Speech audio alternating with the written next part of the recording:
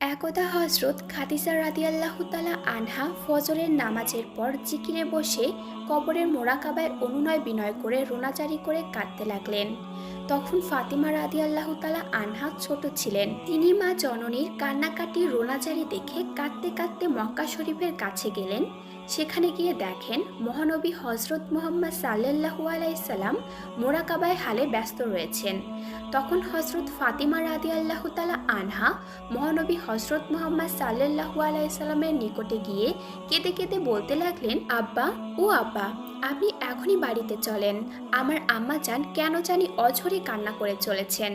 হজরত ফাতিমা রাদিয়াল্লাহু তাআলা আনহার কথা শুনে মহানবী হজরত মুহাম্মদ সাল্লাল্লাহু আলাইহি সাল্লাম তখনই বাড়ির উদ্দেশ্যে রওনা হয়ে গেলেন। হজরত মুহাম্মদ সাল্লাল্লাহু আলাইহি সাল্লাম বাড়িতে এসে ঘরে ঢুকেই দেখতে পেলেন হজরত খাদিজা রাদিয়াল্লাহু তাআলা আনহা বিলাপ করে কাঁদতেছেন।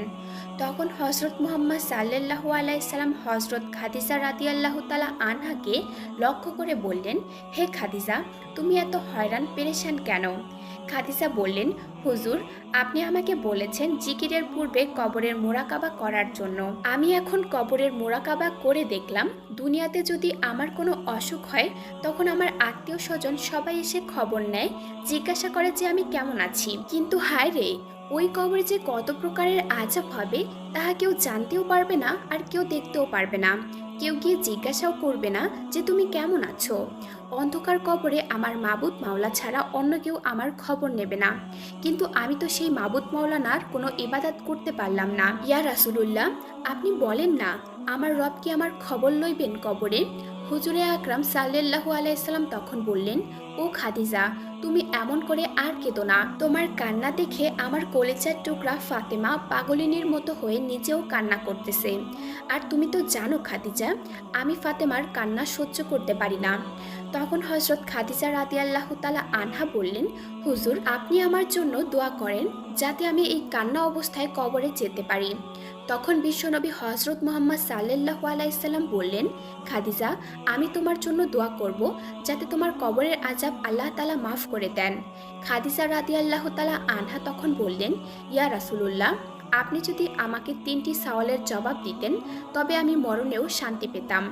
তখন নবীজি বললেন, খাদিজা, তোমার কি সওয়াল বলো আমাকে। তখন হজরত খাদিজা রাদিয়াল্লাহু তাআলা আনহা বললেন, প্রথমত আমার জানাজা আপনি দিবেন।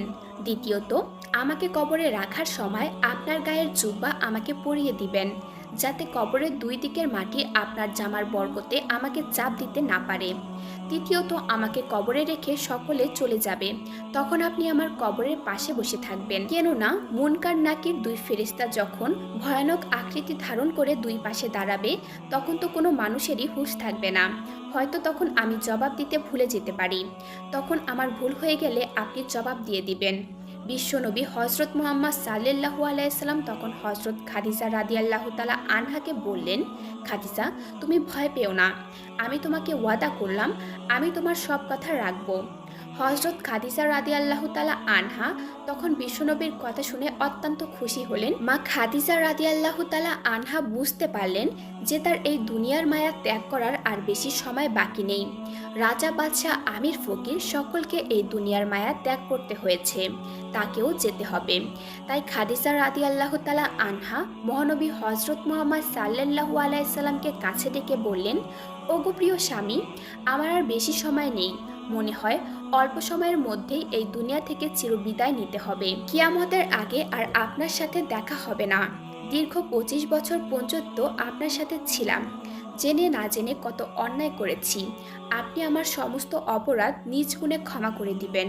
আর আমার কলেজার টুকরা ফাতেমাকে আল্লাহর নিকট শপথ করে গেলাম, তার প্রতি আপনি সর্বদা দৃষ্টি রাখবেন।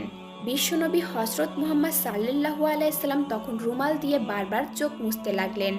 তার চোখ দিয়ে অশ্রু গড়িয়ে বুক ভেসে যাচ্ছিল। হজরত মুহাম্মদ সাল্লাল্লাহু আলাইহি সাল্লাম বিবি খাদিজার মৃত্যুর কষ্ট বুঝতে পেরে জিজ্ঞাসা করলেন, ও খাদিজা, তোমার কি খুব কষ্ট হচ্ছে? খাদিজা রাদিয়াল্লাহু তাআলা আনহা তখন বললেন, হে প্রিয়, আমার খুব কষ্ট হচ্ছে। মহানবী হজরত মুহাম্মদ সাল্লাল্লাহু আলাইহি সাল্লাম তখন বললেন, তোমার এই কষ্টের মধ্যে আল্লাহর অশেষ রহমত রয়েছে। মহান আল্লাহ তাআলা তোমার জন্য বেহেশতে খুবই সুন্দর প্রাসাদ নির্মাণ করে রেখেছেন। আর বেহেশতের দরজায় তোমার জন্য অপেক্ষা করছে বিবি হাজেরা, বিবি মরিয়ম, বিবি আসিয়া এবং বিবি সারা। তুমি গিয়ে তাদের সঙ্গে মিলিত হবে। তুমি জীবনের শেষ মুহূর্তে প্রাণ ভরে আর একবার পবিত্র কালেমা পাঠ করো। তখন হযরত খাদিজা রাদিয়াল্লাহু তাআলা আনহা নিজের কণ্ঠে কালেমা তাইয়্যিবা পাঠ করলেন, লা ইলাহা ইল্লাল্লাহু মুহাম্মাদুর রাসূলুল্লাহ।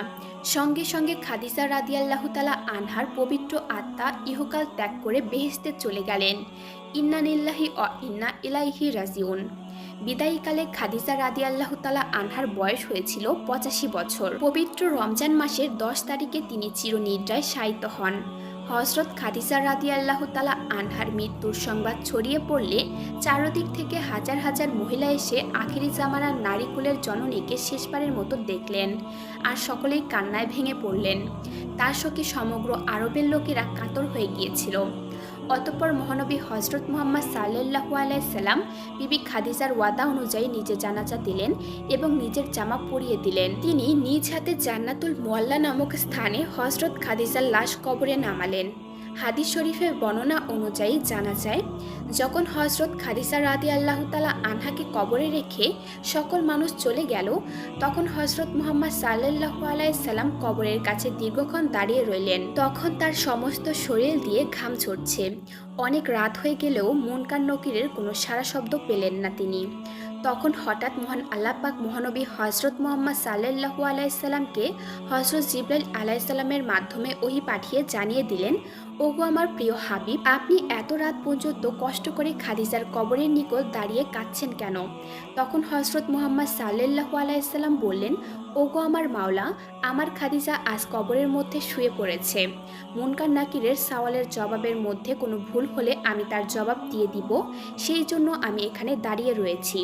কিন্তু এখন পর্যন্ত মুনকার নাকিরের কোনো সাড়া শব্দ পাচ্ছি না। তখন মহান আল্লাহ পাক গায়েবীভাবে আওয়াজ দিয়ে বললেন, ওগো আমার প্রাণের হাবিব, আপনি বাড়ি চলে যান, আপনাকে আর জবাব দেয়া লাগবে না। আমার খাদিজা কবরের কান্না দুনিয়াতেই কেঁদে এসেছে। সে কবরের হিসাব নিকাশ ও আযাবের উপর পূর্ণ বিশ্বাস রেখে কবরের ভয়ে দুনিয়াতেই চোখের পানি ফেলে এসেছে।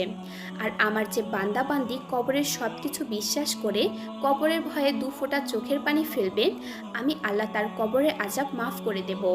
হে আমার প্রিয় হাবিব, আপনি আর বিচলিত হবেন না। আপনার বিবি হযরত খাদিজার সকল প্রশ্নের জবাব আমি আল্লাহ মাফ করে দিলাম। সুবহানাল্লাহ। প্রিয় দর্শক, এই ছিল হযরত খাদিজা রাদিয়াল্লাহু তাআলা আনহার ইন্তেকালের হৃদয় বিদারক ঘটনা।